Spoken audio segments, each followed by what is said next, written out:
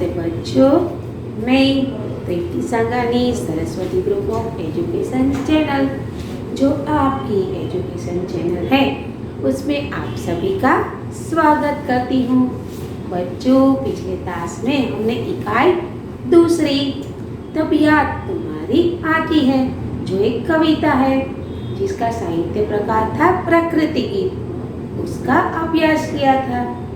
आज हम इस क्लास में इकाई नंबर 3 चैप्टर 3 कुत्ते की वफादारी, इसका अभ्यास करने जा रहे हैं। लेकिन उससे पहले क्या करना पड़ेगा? उसके पहले पिछले क्लास में हमने जो अभ्यास किया है उसको फिर से दोहराना पड़ेगा। ठीक है, तो चलो, हमने इकाई दूसरी तबीयत तुम्हारी आती है इस प्रकृति गीत में क्या देखा था? तब हमने देखा था कि बहुत सुबह जब चिड़िया उठकर खुशी के गीत गाती है, कलियां दरवाजे खोल खोल जब दुनिया पर मुस्काती है, खुशबू की लहरें जब बाहर आ दौड़ लगाती है, तब कवि को ये प्रकृति का सुंदर दृश्य देखकर ईश्वर की याद आ जाती है। बच्चों, हमने देखा था कि सुबह का वातावरण बहुत ही सुंदर होता है, बहुत ही मनोहर होता है। क्यों? क्योंकि सुबह सुबह क्या होता है, सूरज की किरणें धरती पर आती है, पंछी आसमान में उड़ने लगते हैं। क्यों? वो घोंसले से बाहर आ जाते हैं और आसमान की सैर करते हैं। वो कुछ गुनगुनाते हैं और अपने खुराक की शोध करने चले जाते हैं। फिर जो छोटी छोटी कलियां पौधों पर लगी हुई है फूलों की, वो कलियां धीरे धीरे फूलों में परिवर्तित हो जाती है, वो खिलने उठती है और उसके अंदर जो खुशबू होती है वो चारों ओर फैल जाती है।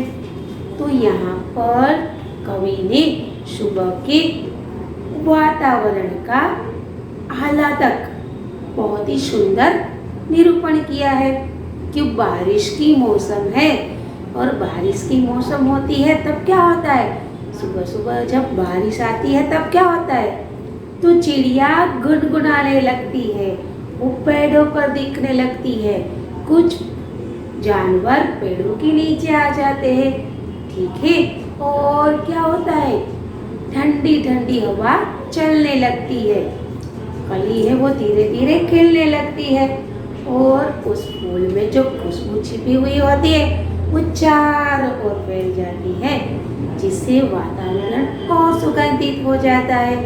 ओके, फिर वो फूल कैसे लग रहे हैं, मानो वो दुनिया पर मुस्कुरा रहे हो, वो हमें हंसी देते हैं, वो हमें सीख देते हैं कि हमें भी सदैव मुस्कुराते रहना चाहिए। तो यहाँ पर कवि कहते हैं कि जब बहुत सुबह चिड़िया उठकर कुछ गीत खुशी के गाती है, कलियां दरवाजे खोल जब दुनिया पर मुस्काती है, जब खुशबू की लहरें चारों ओर लगाती है, हे जग की सृजनहार प्रभु तब याद तुम्हारी आती है, जब छमछम बूंदें गिरती है, हरियाली छा जाती है कहाँ पर, वन बागों और मैदानों में, जब ठंडी ठंडी हवा कहीं से मस्ती ढोकर लाती है, हे जग के सृजनहार प्रभु तब याद तुम्हारी आती है। कि सुबह सुबह क्या होता है, बारिश की बूंदें गिरने लगती है, झमझम कर कर बिजली चमकने लगती है और इनके साथ साथ ठंडी ठंडी हवा क्या लाती है, अपने साथ मस्ती लाती है। हे ईश्वर, हे प्रभु, ये प्रकृति का सुंदर दृश्य देखकर, इस प्रकृति को अनुभव कर कर हमें आपकी याद आ जाती है। तो बच्चों, यहाँ पर प्रकृति का सुंदर दृश्य निरूपित हुआ था और हमने प्रकृति के दर्शन किए थे। राइट, अब आज इस क्लास में हम इकाई तीसरी कुत्ते की वफादारी, अब चैप्टर का नाम पढ़कर ही आपको पता चल गया होगा कि इसमें किस के बारे में बात होगी, है ना, कुत्ते की वफादारी, यानी कि कुत्ते के बारे में बात होगी।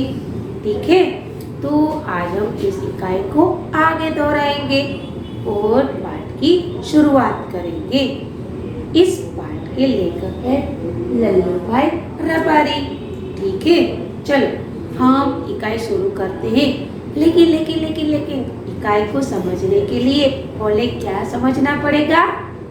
यस, इस चैप्टर के शब्दार्थ को समझना पड़ेगा। तो चलिए मेरे साथ, मैं आपको शब्दार्थ समझौती दे देती हूँ। चलो बच्चों, अब हम शब्दार्थ की समझौती प्राप्त करते हैं। शब्दार्थ को समझने का प्रयास करेंगे। सबसे पहले समाधि। समाधि यानी स्मारक। जब कोई इंसान मर जाता है तब उसकी कब्र पर कुछ इमारत खड़ी की जाती है जिसे स्मारक कहा जाता है। यानी समाधि यानी स्मारक। ठीक है, फिर आगे देखिए, बंजारा। बंजारा यानी एक विचरती जाति। वो क्या करते हैं? तो वो घुमड़ कर एक जगह से दूसरे जगह कर व्यापार करते हैं। वह कहीं पर स्थिर रहते नहीं है। ऐसे लोग क्या करते हैं? अपने व्यापार के लिए इधर उधर घूमते रहते हैं और वहीं पर अपना व्यापार करते हैं। ठीक है, यानी बंजारा एक विचरती जाति है। अब आगे देखिए, लादना यानी कि किसी के ऊपर बहुत सी वस्तुएं रखना। लादना यानी क्या? किसी पर बहुत सी वस्तुएं रखना। ठीक है, आप देख सकते हैं कि इस गधे के ऊपर बहुत सारा सामान लादा है, यानी कि रखा है। ठीक है, यानी कि लादना किसी के ऊपर बहुत सी वस्तुएं रखना। अब आगे देखिए, लुटेरा यानी डाकू, जो लूट मार करते हैं। क्या करते हैं? जो लूट मार करते हैं। माल लूटने के लिए लुटेरों द्वारा घावा बोला जाता है। यानी लुटेरा यानी डाकू, जो दूसरों की चीज छीन लेते हैं। ठीक है, माल सामान लूट लेते हैं। अब आगे देखिए, मिस्री। मिस्री यानी चीनी, शक्कर। ठीक है, मिस्री यानी चीनी, शक्कर।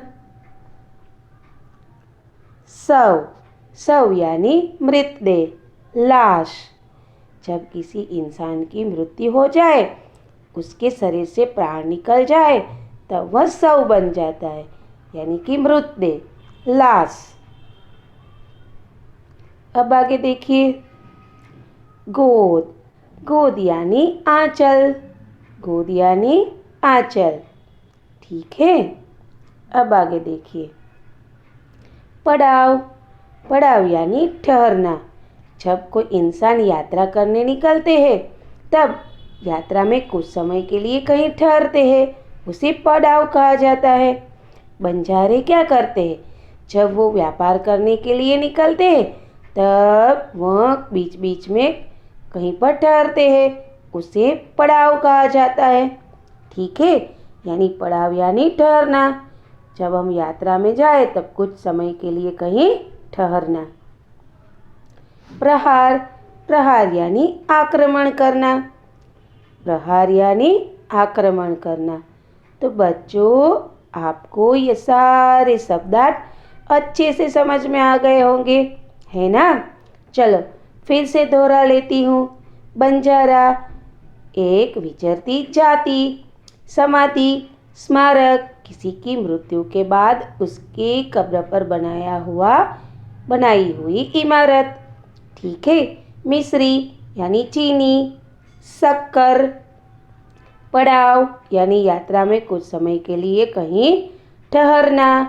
ठीक है, शव यानी लाश, मृतदेह।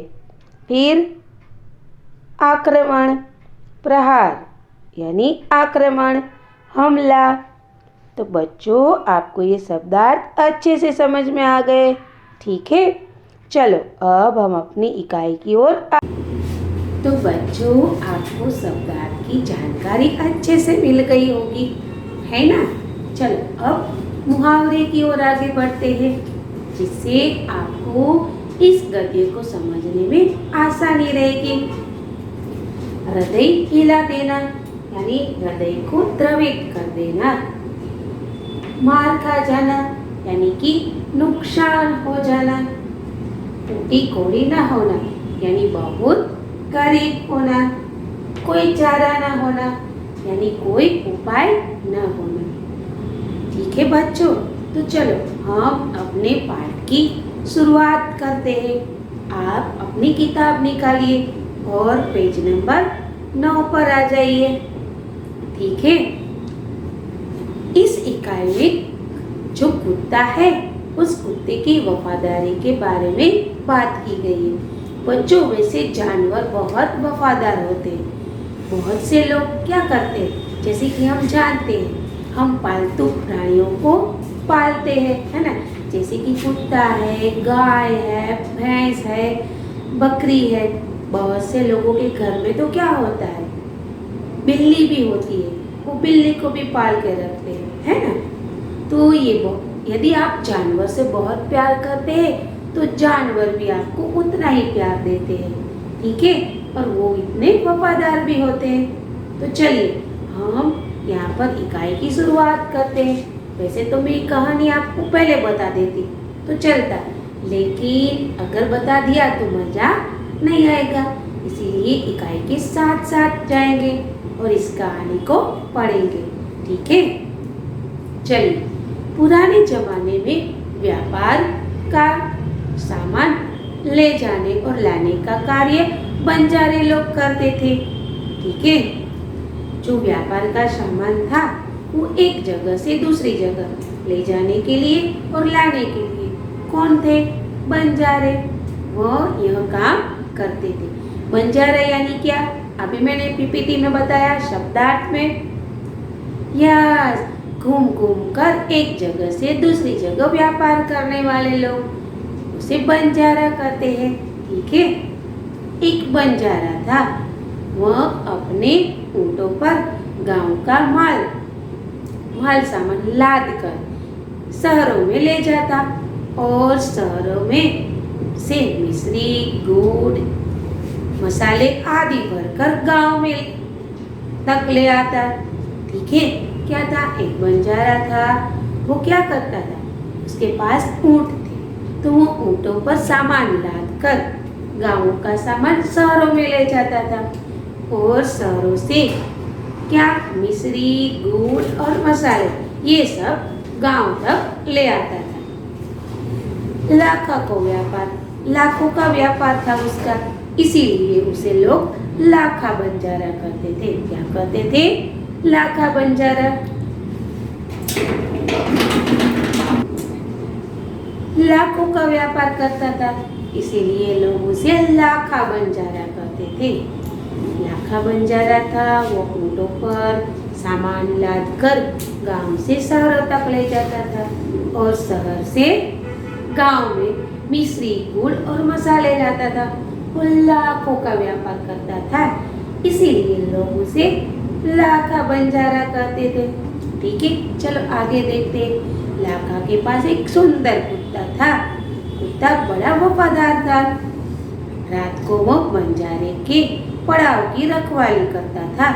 अगर चोर लुटेरे पड़ाव की तरफ आते दिखाई देते तो कुत्ता भौंक भौंक कर उन्हें दूर भगा देता था और बंजारा अपने कुत्ते की वफादारी से बहुत खुश था। बच्चों, मैंने आपको बताया था पड़ाव। यस, यात्रा के समय कुछ देर के लिए कुछ जगह पर ठहरना, उसे क्या कहते हैं, पड़ाव।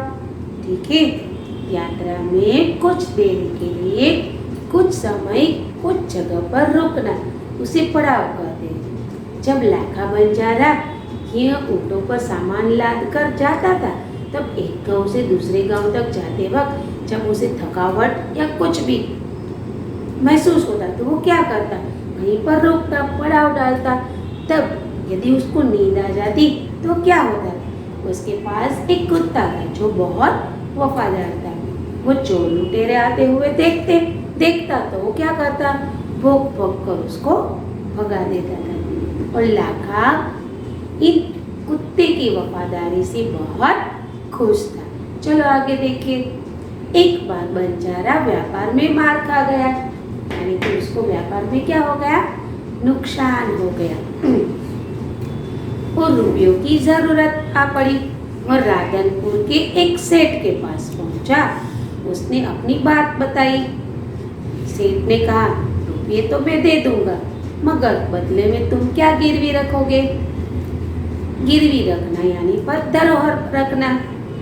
जब यदि हमें किसी के पास से कोई चीज चाहिए या पैसे चाहिए तो क्या करना पड़ता है, उस पैसे के बदले में हमें हमारी कोई कीमती चीज उसके पास रखनी पड़ती है, तब जाकर हमें पैसे मिलते हैं। ठीक है।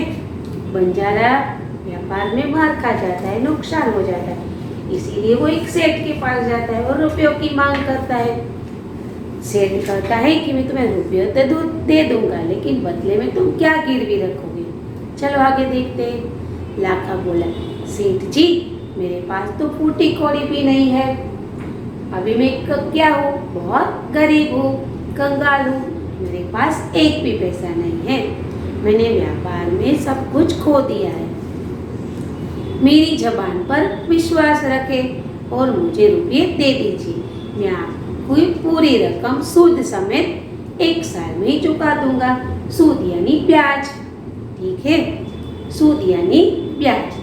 जब हम किसी के पास से पैसे लेते हैं तो वो पैसे तो हमें देने ही होते हैं लेकिन उस पैसे के ऊपर हमें कुछ ब्याज देना पड़ता है, क्योंकि उन्होंने हमें 1 साल के लिए ये रुपए दिए हैं, तो बदले में हमें उसको ब्याज भी देना पड़ता है, यानी कि रुपयों से थोड़ी अधिक रकम देनी पड़ती है। ठीक है, तो चलिए बच्चों आप पेज नंबर 10 पर चलते हैं।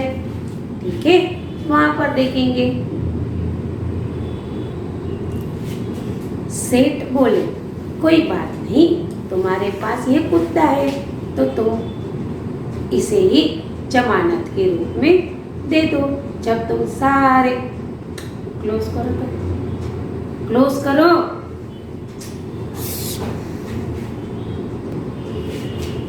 सेठ बोले, कोई बात नहीं, तुम्हारे पास यह कुत्ता है तो तुम इस कुत्ते ही को ही जमानत के रूप में दे दो।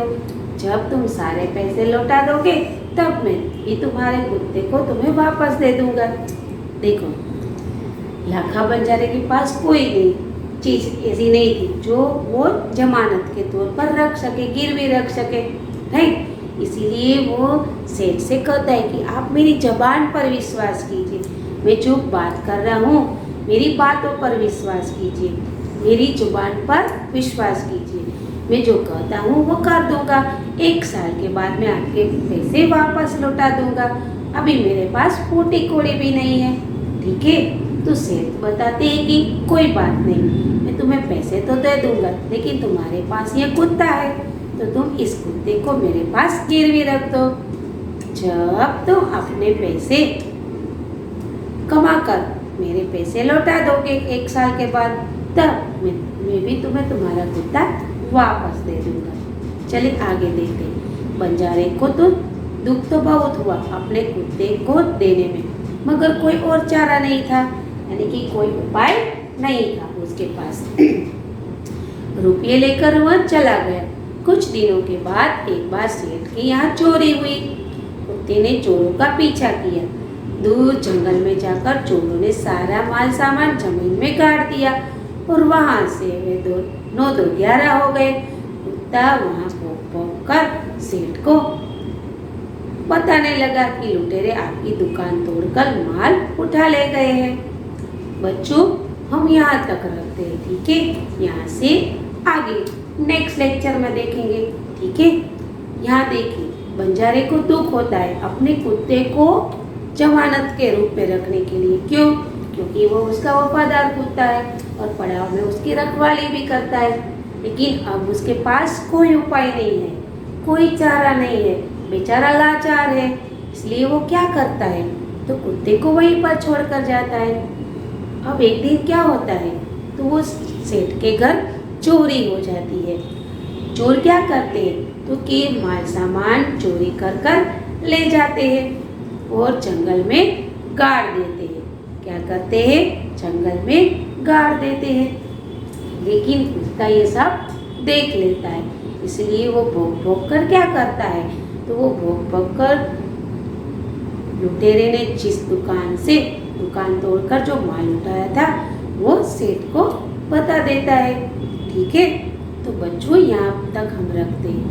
ठीक है, अब देखिए यहाँ पर कुत्ते की वफादारी, राइट। कुत्ते ने क्या किया, देखो वो अपने सेठ के साथ था, लेकिन लाखा बंजारे के साथ तब भी वो वफादारी निभाता है, वो उसकी रखवाली करता है, उसके साथ रहता है।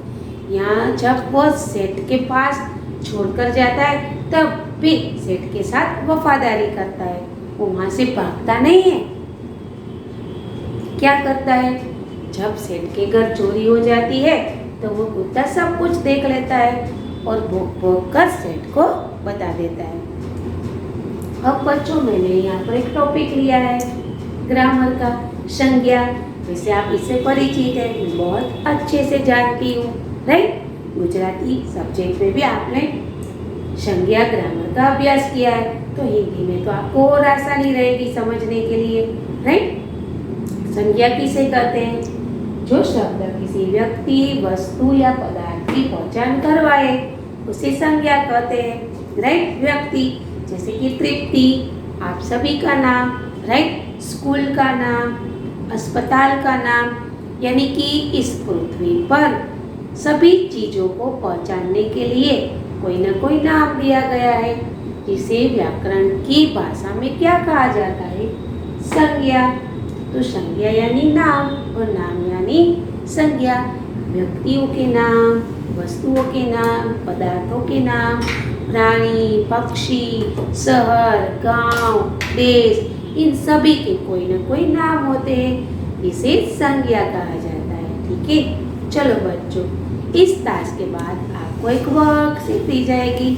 आपको क्या करना है, आपको उस वर्कशीट को आपकी रफ के अंदर सुंदर अक्षरों में कंप्लीट करना है। लेकिन कैसे, इकाई नंबर, इकाई नाम और दिनांक लिख कर। ठीक है, चलो क्या पढ़ा हमने, एक लाखा बंजारा था, लाखों का व्यापार करता था, लेकिन एक दिन उसे नुकसान हो जाता है व्यापार में, इसीलिए वो एक सेठ के पास जाता है रुपये मांगने के लिए।